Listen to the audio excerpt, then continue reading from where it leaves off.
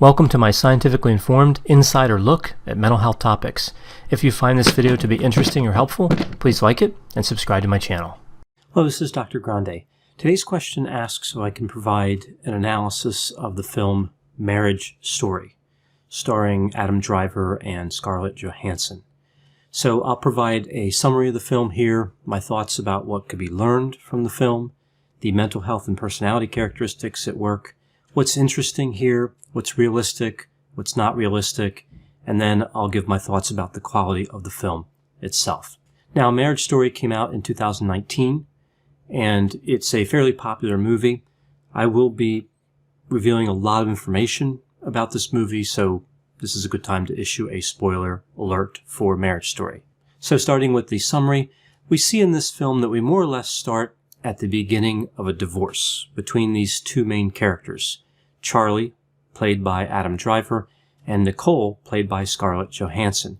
Initially, they live in New York City. They work together in Charlie's theater company. Nicole's an actress that had some success earlier in her career. She had a successful movie when she was younger, but now, of course, she's married to Charlie, and she works with him and enjoys a moderate level of success. They have an 8-year-old son named Henry. So the movie tracks these characters as they go through the realities of divorce. We see this move to Los Angeles that Nicole makes to work on a television pilot. Charlie travels back and forth between New York and Los Angeles to see his son Henry. We see that Nicole hires an attorney when she's out in Los Angeles. Now, the couple had agreed not to use attorneys, and because Nicole broke that arrangement, we see that Charlie is forced to hire an attorney as well. He fires one of his attorneys and then hires a more aggressive attorney, and things just really keep getting worse in terms of the divorce proceedings. Eventually, they come to a resolution where Henry stays with Nicole in Los Angeles, and we see that Charlie takes a position out in Los Angeles to be closer to Henry. So at the end of the movie, things appear to be a little bit better from Henry's perspective, and maybe a little bit better from the perspective of Charlie and Nicole as well. So in terms of mental health and personality, we don't really see many references to mental health. It appears that Nicole may have some type of difficulty with substances, but it doesn't seem to rise to the level of like substance use disorder. Now, both Charlie and Nicole are narcissistic, and I'll touch on that again in a few moments. We see that they're supposed to have a certain personality profile, right? We see kind of hints at this in the film, especially in the beginning. Charlie is supposed to be high openness to experience, high conscientiousness, mid-range extroversion, mid-range agreeableness, and mid-range neuroticism. Nicole is really supposed to be the same, except she's supposed to have low conscientiousness. So that's really the key difference between these two, is the conscientiousness trait. As the film progresses, Charlie's level of neuroticism seems to increase. It seems to get higher. He becomes more neurotic, more angry, more vulnerable. Nicole's level seems to drop. She becomes colder. Also, they both appear to be more agreeable at the end. Now, personality traits don't really tend to change, and they certainly wouldn't change in that short a period of time, but the behavior could be conceptualized as states because of the stress. So it really wasn't the traits coming through. It was temporary states that were coming through in terms of their behavior. So what are my thoughts on what we can learn from this film? What's interesting about it? Well, I think what's interesting about this movie is we don't really see the typical scenes that we would expect to see in a movie like this. We don't start out the movie with them meeting, them falling in love, having all those magic moments driven by emotions and illogical thinking. We don't get any flashbacks, which I think are overused in movies anyway, so I was okay with that. But even still, we don't have any discussions about the past, right? The past is kind of left out of the movie. So in a sense, and perhaps deliberately, the audience doesn't really have the backstory. And because of that, the characters seem underdeveloped. We are left to evaluate the integrity of the characters based on what happens moving forward in this divorce. Again, a stressful time, so we're going to see unusual behavior, although we do find out a few new things about their past as the movie goes on. But again, nothing comprehensive, nothing that removes all doubt about what happened, and nothing that really informs us to some large extent. Now, this, of course, is not a feel-good movie. Marriage Story is combat-filled, dramatic, and painful. It's a long movie. and we have to sit through these scenes as the characters agonize over how their situation has progressed. The movie does build sympathy for these characters, even though they both did bad things, even though, again, we don't know the backstory. Despite everything they're doing, we're compelled to feel some level of compassion for their situations. And this is perhaps one of the better elements of this film. There's no clear good guy or bad guy. One could argue that they're both bad, one could argue that they're both good, but again, it's really hard to see one person as shockingly or clearly good or bad. We see these two people that probably should have never been married in the first place, whose expectations and values seem to shift early in their marriage. They both want everything. They want freedom. They want custody of their son. They want the other person to understand their point of view. They are extremely naive about how marriage works. And these naive people are thrown into the vicious system of attorneys and judges and the corresponding absence of logic or compassion that we see in the court system. So really, it's shock and awe. They have no idea what's going to happen. They have no idea how bad the system is and how bad things can get for them. Now, they pledge to work out their divorce without lawyers. I mentioned that before. And of course, sometimes this is possible. But then we see Nicole is essentially seduced, I guess, into retaining an attorney. I don't know if that was really believable, but either way, she retains the attorney. And that leads to Charlie having to do the same thing. So in that way, if somebody is looking for a bad guy, Nicole did strike first. But then, of course, you see this counter-argument that Charlie had an affair.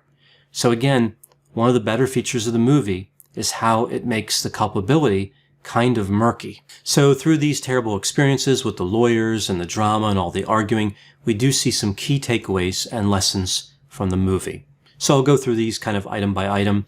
The first one, we see that when you involve people to speak on your behalf, this distorts your message and clouds your intent. At least in this situation, in divorce, it often does. This is particularly evident in the courtroom scene, where we see the actress Laura Dern, who's playing Nicole's attorney, and Ray Liotta, who's playing Charlie's attorney. These attorneys are talking about different experiences that the couple had that Charlie and Nicole probably believed were private.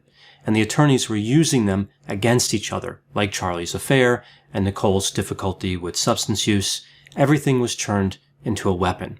So this is actually fairly realistic, and their reactions, I think, were realistic too. They're just kind of stunned that all this is happening, that it's become this bad this quickly. This also ties into a sense of loss of control, which I think is one of the themes of the movie. Both people want control. They want to dictate the outcome of the divorce. But as soon as they ramp up the war, they lose the ability to manage the outcome at all. Now, we also see a theme here of an extreme financial burden. This wasn't really a focus of the movie, but we did see it from time to time, more on the part of Charlie. He just doesn't seem to have the money for a protracted legal fight, and yet he has to pay all of these fees. Presumably, Nicole had to pay a lot of fees too. It just wasn't emphasized as much in the film. The next key takeaway is this sense of having to be enemies with somebody, being forced to be someone's enemy when you don't want to be. This is actually common in divorce situations, although often people do develop a deep dislike or even hatred of each other through the process. We don't necessarily see that fully expressed in the film. The characters, to some degree, of course, do drift in that direction. They say unkind things about each other, but they have more restraint, and they tend to retract some of the more vicious things that they said. Eventually, again, managing to come to some sort of peaceful arrangement. The next takeaway is the coldness, indifference, isolation, and lack of understanding from even the most seemingly intelligent people they are interacting with. This really resonates when I look at it in terms of my clinical experience working with couples who were divorcing. The system is cold, and people who aren't in the system don't understand. For someone who's going through a divorce, the divorce is 24/7. Other people don't want to listen to that.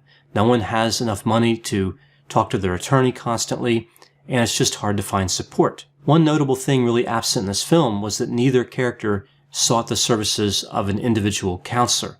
Often people do. Some attorneys actually require that. They won't work for somebody unless they're seeing a counselor. I think that was an important omission.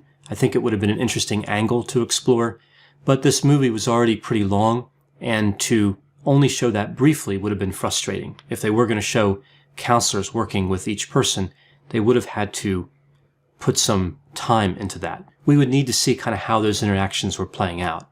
So in one sense, I can kind of understand why counselors were not included here. Now, another takeaway is that neither party could understand why they couldn't have it all. Here we see how sometimes people in the middle of a divorce can have unrealistic expectations. And for the characters in this movie, as I mentioned before, we saw narcissism, including self-centeredness and entitlement. Neither party really seemed to understand that sacrifice was part of marriage. Neither learned to compromise. The characters almost seemed to conceptualize their marriage as something that inconveniently happened as they were striving to meet their goals in life, like it was a car accident or some other external tragedy, like they didn't cause it through their own behavior, like somebody married them against their will. I was left with this impression that these two characters never really loved each other. I never bought the idea that they were really in love in the first place, which I think kind of erodes some of the other parts of the film.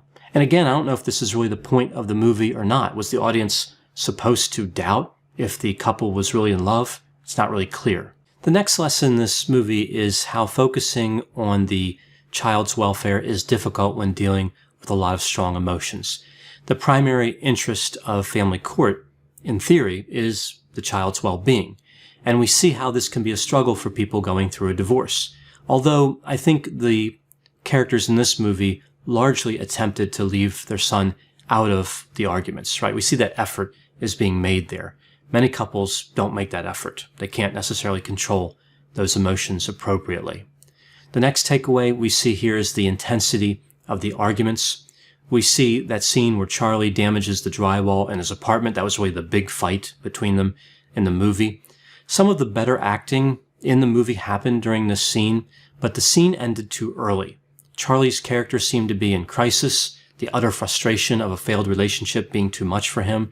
And of course, Nicole was having a lot of difficulty then too. But it felt as though something important was left unsaid. There needed to be maybe another minute or so on the end of that scene. I think cutting away from that scene so early just left me feeling like I didn't get all the information that was available. This scene did effectively, however, show the dysfunction in this couple and their relationship. The next takeaway is this film had an unusual source of pain as compared to many other movies. I thought this was not, of course, completely novel, but just unusual, and it was interesting to see it play out. Usually the pain we see in these type of films is the pain of rejection. One party can't understand why the other party doesn't love them anymore. So that would have been like if Charlie wanted to fix things with Nicole and he couldn't do that. But that's not what we see here. The real pain seems to be the loss of an ideal, the expectation, the agreement of a marriage, and the pain of losing contact with their son, not being part of his life. Now, the last takeaway I'll cover is this idea we see in the movie where Charlie goes to an attorney, but that attorney can't see him because Nicole already had a consult with that attorney.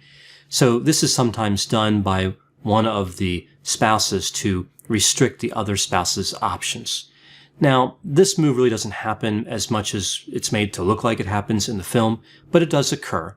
But when it does happen, the attorney will tell you this on the phone, right? You're not going to drive all the way in and then find out. They're not going to make the appointment and then bother to check and see if there's a conflict of interest. I think bringing this up in this movie actually didn't make a lot of sense because this is one of the nastier tricks we see in divorces. And these two characters really aren't supposed to be in a nasty divorce at that level. In court, yes, but this tactic would occur early on. So Nicole would have had to go out and talk to a lot of attorneys deliberately to sabotage Charlie's efforts to find an attorney. And there's no other evidence that supports that she would do that here that's presented in the film. Now, Nicole initially, of course, retains an attorney, as I mentioned, but it was more out of confusion and inexperience than out of aggression. Charlie only gets an attorney when he's forced to do so. So again, I just don't see the level of maliciousness to support that particular tactic that we see. But it was an interesting thing, again, that does happen from time to time. So a lot of takeaways and learning opportunities were available in this film. It was definitely difficult to watch and a cautionary tale for those considering getting married or getting divorced. Marriage isn't always the best option for people who are really pursuing individual goals with a lot of motivation, right? So it's kind of turning things into a team sport, right? Marriage. So that doesn't always work when somebody has strong individual opportunities they want to chase. So my thoughts about the quality of the film itself. Well, as I mentioned, it was not enjoyable to watch, but it wasn't supposed to be. There were a few attempts at humor, but the overall tragedy of the content really overwhelmed those attempts, made them seem kind of out of place. Not all movies, of course, are fun to watch. Instead, this film is supposed to capture somewhat realistic scenarios that people who are going through a divorce would experience. And I think it did that quite well. I also like the direction in the film, how the main characters, Charlie and Nicole, were often in the same shot, right? So you could see kind of both of their reactions. And I generally liked the acting in the film, which surprised me. I expected not to like the acting at all, so that was a pleasant surprise. Now, in terms of the film's weaknesses, I think the film, for me anyway, was a little bit too long. And again, some of this might be because I've seen many of these things in real life. I feel like they really drew out the agony longer than they needed to. Like if you were watching a movie about somebody being in prison, how many minutes would you need to see them sitting in a cell before you realized how miserable they were, right? It's impossible to fully connect with their misery, but when will you reach a point where you essentially kind of get it, right? Would it be after a minute, 5 minutes, 10 minutes, 20 minutes just sitting in a cell? So I think what I'm getting at here is sometimes movies drive a point home too hard, right? The agony of the divorce was just stretched out over a long period of time, which does make the film powerful, but it also makes the film kind of stressful. Like for me anyway, watching it was a bit difficult. I felt like it was enough. Like I got it. I didn't need any more of what they were going through to fully appreciate it as much as I could understand it. So it's a tricky balance, right? They want to make their point, but sometimes it can be overstated, right? So I think that's what was going on here in this film. Another thing I didn't like about this movie is that it had a somewhat happy ending. I wouldn't really call it joyful or ideal, but we see that the couple is kind of moving toward working their schedules out for the sake of their son. And in the end, we see, of course, Charlie goes to Los Angeles, at least for a little while. We see Nicole giving in a little bit in terms of the visitation. For a movie that was so negative, that really pointed to all the difficulties, I think it should have ended with the difficulty. To me, that would have been more congruent. So not necessarily with hopelessness or anything, but just not like a convenient, happy type of relationship at the end. That just didn't seem consistent.